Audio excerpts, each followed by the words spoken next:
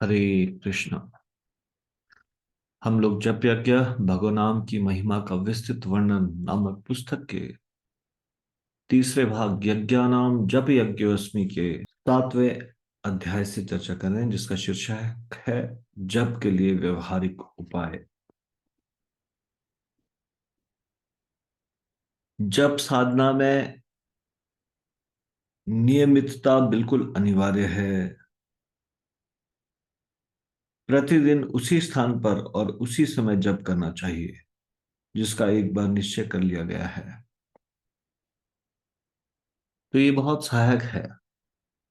यदि आपका प्रतिदिन सोने का समय, उठने का समय एक समय हो, एक समय पे सोना, एक समय पे उठना और एक स्थान पर जप करना और एक समय में ही जप करना, अगर आप किसी तरह से ये कर पाने में सक्षम हो, तो आप देखेंगे कि इससे बहुत आपका ध्यानपूर्वक जप होना शुरू हो जाएगा। जीवन की व्यस्तता में कई बार ये कठिन होता है कि प्रतिदिन एक समय पर सोए, पर इस तरह से प्रयास करना चाहिए। पूना मंदिर में अ, ब्रह्मचारी ट्रेनिंग, वहां पे उनका समय 9 बजे निर्धारित है सोने का। तो वहां पे एक वरिष्ठ भक्त है जो उनके ट्रेनिंग ट्रेनर भी है। तो वो उनको कहते हैं 9 o'clock you should run for bed. 9 बजे आपको भागना चाहिए बिस्तर में सोने के लिए। तो वो लोग तो उनके पास और कार्य नहीं है, गृहस्थ आश्रम में नहीं है, ब्रह्मचारी है। हम्म। लेकिन आपको अपने लिए कोई समय तय करना चाहिए। जैसे आपको अपने लिए या तो ये समय चुन सकते हैं, 9:30 बजे you should run for bed, और मे बी 10। 10 बजे के बाद बहुत अच्छा नहीं है, भक्ति के लिए अच्छा नहीं है। तो ये भक्ति मतलब प्रतिदिन का संघर्ष माया से, एवरीडे स्ट्रगल विद माया। हम्म। तो उसमें बहुत सारे प्रलोभन आएंगे, बहुत सारे कुछ कुछ मन में और तरह के विचार होंगे जो आपको जगने के लिए बाध्य करें। लेकिन अपनी साधना को प्रायोरिटी देते हुए, और पहली चीज साधना प्रतिदिन सुबह, और साधना भी तब अच्छी हो पाएगी जब नियमितता होगी सोने में, उठने में, जप करने में, खाने में, पीने में। तो ऐसे एक टाइम टेबल होना चाहिए।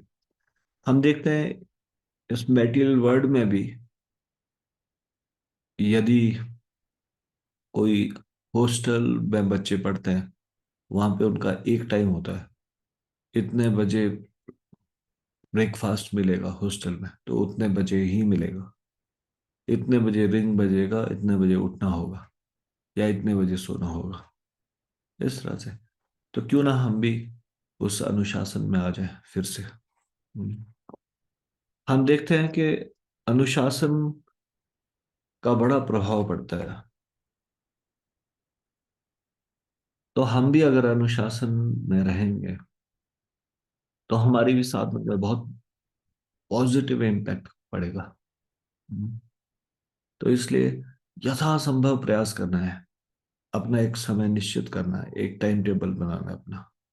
इतने बजे सोना है मुझे, इतने बजे उठना है, और उसको फिर पूरा यत्न से उसको पालन करने का कोशिश करना है। तो ये नियमितता बहुत अनिवार्य है जप में।